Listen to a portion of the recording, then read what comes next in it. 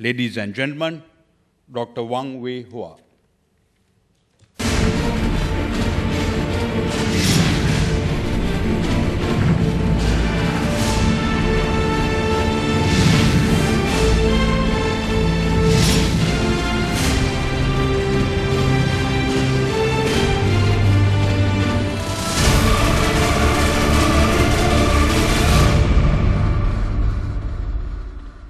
Good morning, everyone, and ladies and gentlemen.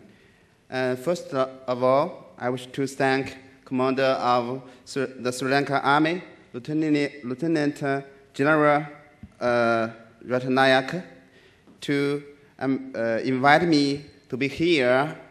I'm very honored to participate in this great event, the Defense Seminar 2014, Sri Lanka Challenges to a Rising Nation.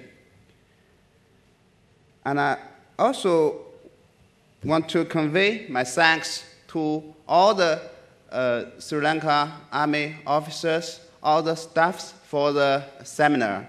I think without you, it is impossible to have such a successful gathering. And many thanks should also be given to the distinguished speakers and moderators from Sri Lanka and outside. I do learn a lot from the speech and the presentations, and also questions and answers during the last 2 days' discussion. Today, I would like to share my understandings on the China-Sri Lanka relationship. I was assigned the topic, China-Sri Lanka, 4 decades of stable relationship. I think during the last 2 days discussion, we have talked about a lot challenges, not only to Sri Lanka, but also to the region and to the world. So today, I would like to say more about opportunities. From my view, the stable relationship between China and Sri Lanka is not only 4 decades old.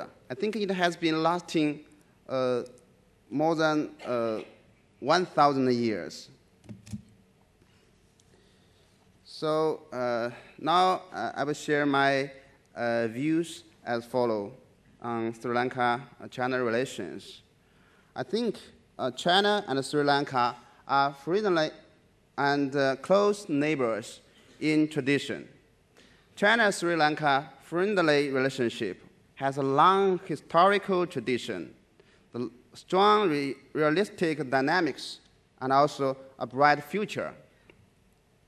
So now I will come to my first part of the presentation. It's a historical development of China-Sri Lanka friendly relationship. So first is China-Sri Lanka friendly relationship before the independence of Sri Lanka. A long-term religious and cultural exchanges and commercial and trade for the establishment and the development of a long-term friendly relationship between China and Sri Lanka. As we all know, China's very famous monk, Fa Xian, went to Sri Lanka to learn Buddhism in 5th century, and also a navigator of Chinese Ming Dynasty, Zheng He, successively arrived in Sri Lanka for 3 times in 15th century. I think these are the 2 landmark events in the history of exchanges between the 2 countries. And then later is China-Sri Lanka friendly relationship after the independence of Sri Lanka, and also the independence of the new China. With the guidance of the 5 principles of peaceful coexistence, the independent Sri Lanka and the newborn People's Republic of China worked together to promote sustainable development of the friendly relationship between the two countries, which set up a good example for the big and small countries to deal with their relationship on the basis of equality, friendship, and mutual beneficial cooperation. In January 1950, at that time, Sri Lanka acknowledged the new China, although we didn't have the formal diplomatic relationship. So in 1952, the two sides opened a new chapter in bilateral economic and trade relationship with the signing of Sino-Sri Lanka Rights Pact. So I think both Sri Lanka and China did benefit a lot from this pact. In 1957, the two sides formally established the diplomatic relationship. So the third phase is China-Sri Lanka friendly relationship in the 21st century. I think since entering the new century, the international system and the pattern of the world are undergoing profound changes. And the China-Sri Lanka bilateral friendly relationship has shown increasingly prominent regional and global significance. In April 2005, when the Chinese Premier Wen Jiabao was paying a visit to Sri Lanka, the two countries announced to establish China-Sri Lanka all-round cooperation partnership of sincere mutual support and everlasting friendship. In May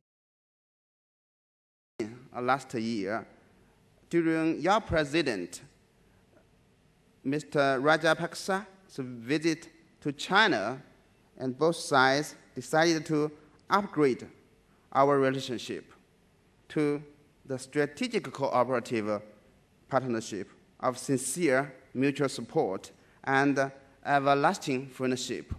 I think this is a new landmark of the bilateral relationship between our two countries.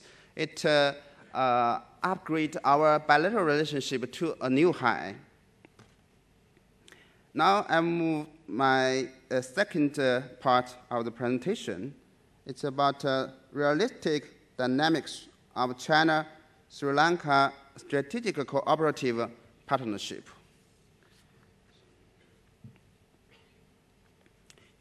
In this part, I would like to share with you some my observation on the dynamics or momentum of the relationship at the regional level and also at the bilateral level. So, ladies and gentlemen, the establishment and development of China-Sri Lanka strategic cooperative partnership not only originated in the political tradition of everlasting friendship between the two countries, but also is closely related with the pulse of the times. China-Sri Lanka strategic cooperative partnership is provided the opportunity for in-depth development by the evolution of international configuration and regional situation, as well as the sufficient realistic dynamics for all-round development by their own national strategies and development needs. Currently, Indian Ocean, the strategic position is rising in the world politics and global trade. I think during the last 2 days discussion, a lot of speakers have mentioned this Indian Ocean's importance. Now, Indian Ocean region has become a hot area of current international politics, especially facing the increasingly serious non-traditional security challenges, such as piracy, terrorism, organized crime, and so on. Indian Ocean is becoming more and more important to the world economy and global trade because it is becoming the important energy and trade channel to connect the Asia-Pacific region, to which is the center of world economic growth, and the Gulf and African region, and which is energy and resource center. Indian Ocean is one of the regions with the most intensive sea trade routes in the world. So the oil route and also trade channel in Indian Ocean are many countries' strategic lifelines, I think, including China, Japan, South Korea, and also Southeast Asia.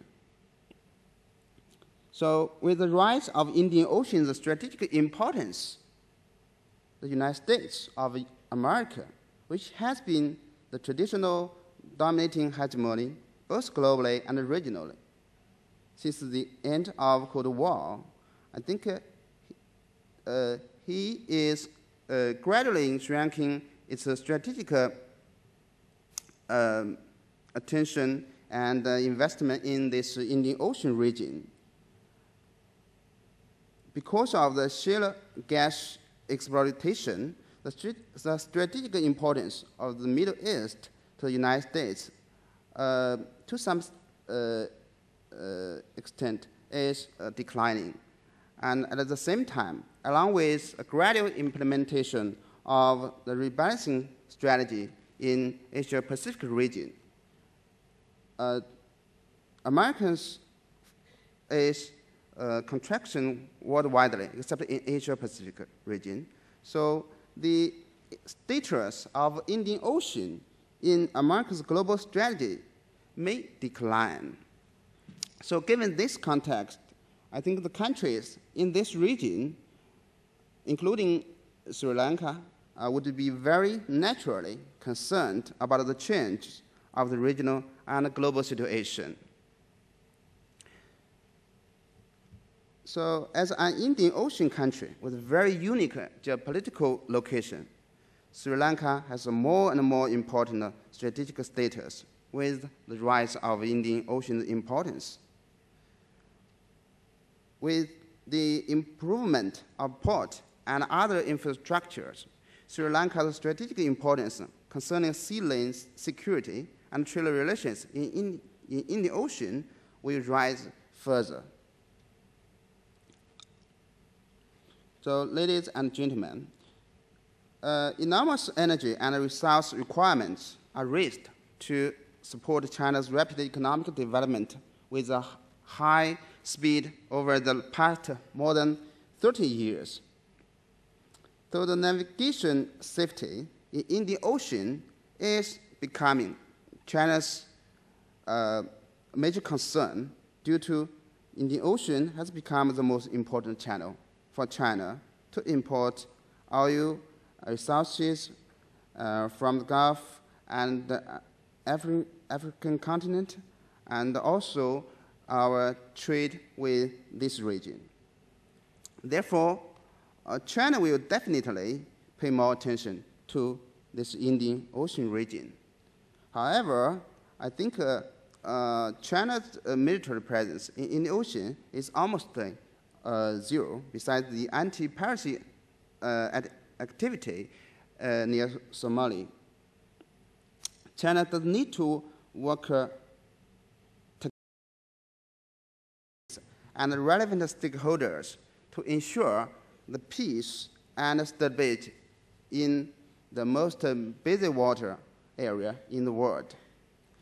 So at the bilateral level, I think there are also a lot of dynamics to promote the comprehensive and in-depth development of China-Sri Lanka relationship.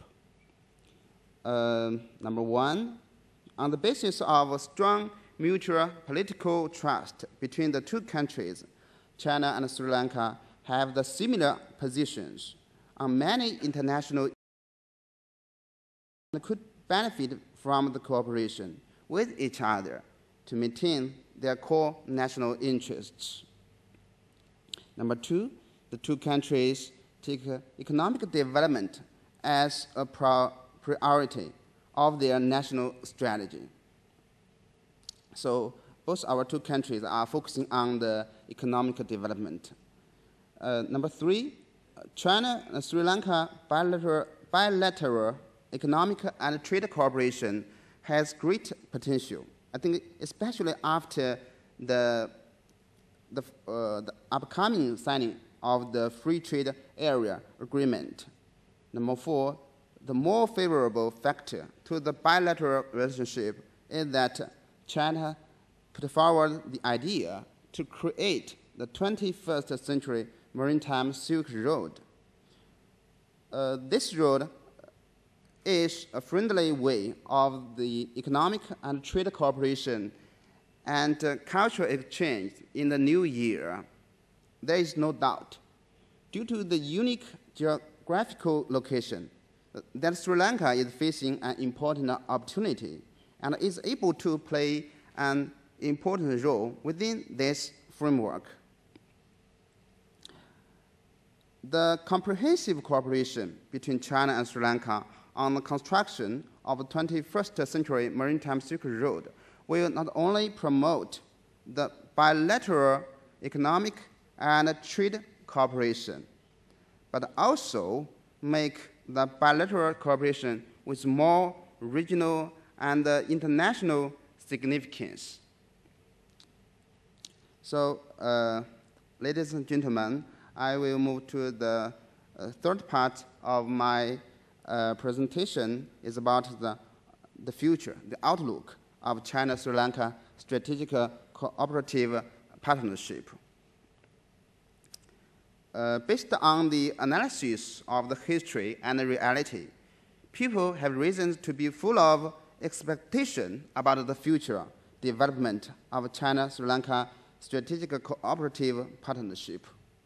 Although Sri Lanka does not geographically share a border with China, but China does regard its relationship with Sri Lanka as an important part of its good neighbor policy. The two countries have consensus a bright future of the bilateral relationship, which will not only benefit the two peoples, but also the whole region and the world at large. So first, I would suggest that China and Sri Lanka should further consolidate the basis of bilateral relations and actively promote the all-round cooperation and exchange. Particularly, the two sides should continue to maintain close, high-level exchanges between our top leaders. Economically, the two sides should achieve the bilateral FTA agreement. So, enhance the skill and level of economic and trade cooperation and change the imbalance of the trade structure and enlarge China's direct investment in Sri Lanka. I noticed that a lot of my Sri Lanka friends is concerned about the imbalance of the trade between our two countries. I think the Chinese government is trying our best to improve the relationship in terms of trade issue, and the Chinese government is now encouraging our company to invest in your country And I think this is a very a good way to improve your position and in the trade relationship and make this trade relationship is more balanced and make the our economic relationship is a sustainable development. At the same time, the two sides should actively promote and expand people-to-people exchange, especially on Chinese side. The government should encourage more Chinese tourists to go to Sri Lanka for sightseeing. I think this tourism field is a very important field. We can make more cooperation. And I just checked, the statistics released by your tourism bureau. In the first half of this year, from January to June, there are 720,000 foreign visitors to your country for sightseeing. And there are, of course, nowadays the first, the number one and number two, the regions of the foreign visitors are European countries and South Asian countries. But and China's visitor, from China's visitor, only 50,000 this year. But this 50,000 visitors compared with last year, the same period, it increased 137%. So you can see this is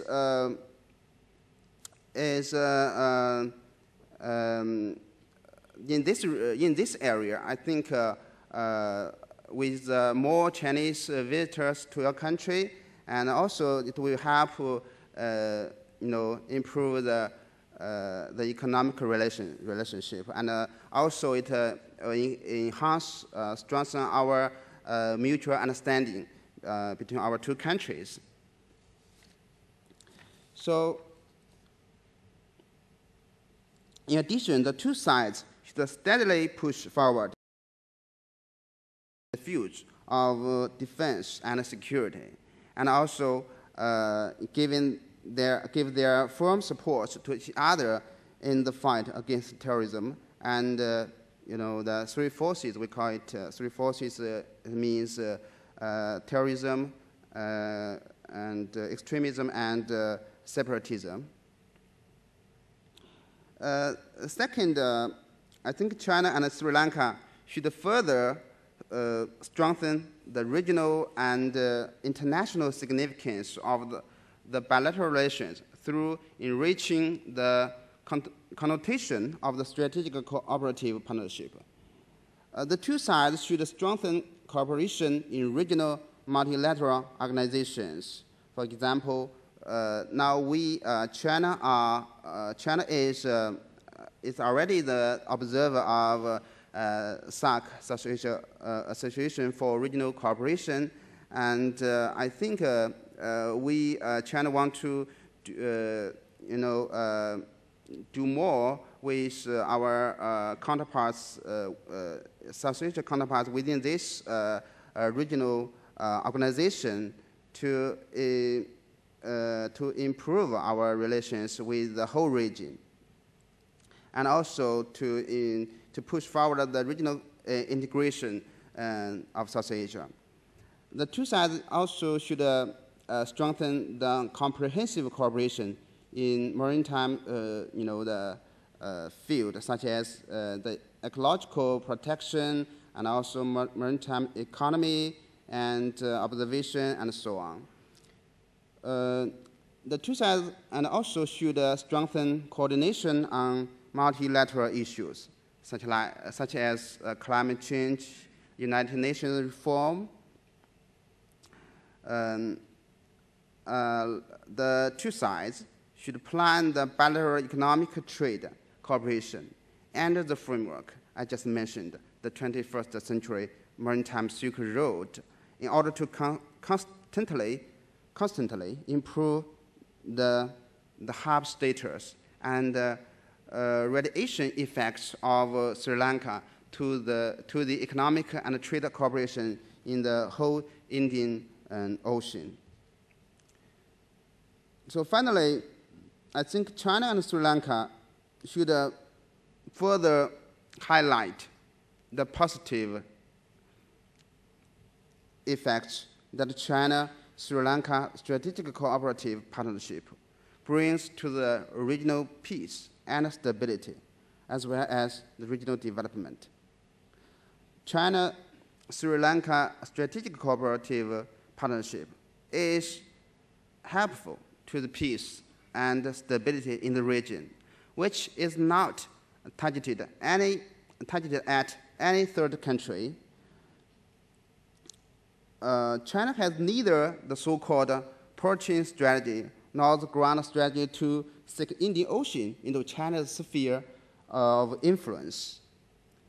I think on the one hand, China does not have such a strength because China is still a regional power, is a developing power, but not rather than a global power. Although apparently China's global interests are in rapid growth, and on the other hand, I think the more important reason is that China has no intention of such a strategy. I think the road of peaceful development is China's national strategy. It is not a propaganda. I think it's the real policy of China, and China will not be shaken easily, since we believe that there is no way for China to follow the old way, which in the history, the Western powers have taken those policy when they are rising in the last 400 years. I think what China is pursuing in this region, the Indian Ocean, is the common security, the comprehensive security, the cooperative security, and the sustainable security. I think this is also one of the guiding principles of the development of China-Sri Lanka Strategic Cooperative Partnership. At the same time, China-Sri Lanka Strategic Cooperative Partnership will strongly promote China's engagement into the regional integration in South Asia. I also want to introduce some words of our Premier Li Keqiang. He said what he said on April this year, 2014, in the Boao Forum. He said China want to build an Asian community. The community, has three features. One is the shared interests, and also the other two is shared destiny and shared responsibility. So I think this is China's, the Asian policy. Is we want to build a community of shared destiny with all the the regional countries, and we don't want to being a hegemony in this region.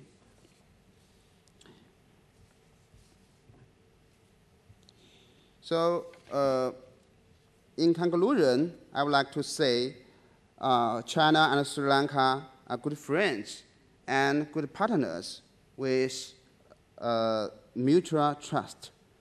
China-Sri Lanka Strategical Cooperative Partnership has its own history, foundation, and realistic dynamics, while deepening the bilateral pragmatic cooperation and strengthening the regional coordination.